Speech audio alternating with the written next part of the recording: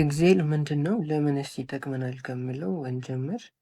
ኤግዜል የምንለው ስፕሬድሺት ሲሆን ዳታችንን በኮሎመን እና በሮ አድርገን የምናስቀምጥበት መንገድ ሲሆን ይህም የተቀመጠውን ዳታ በቀላሉ አናላይዝ እንድናደርግ ያግዘናል ማለት ነው።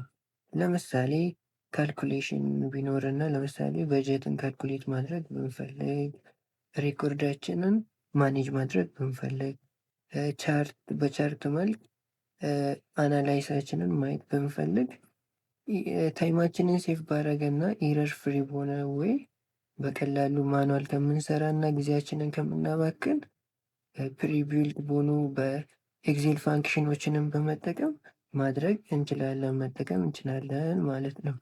ይህንንም ስፕሬድሺት እንደ ትምህርት ቤቶች፣ ቢሮዎች፣ የተለያዩ ዓለም ላይ ያሉ ቢዝነሶች ይጠቀሙታል።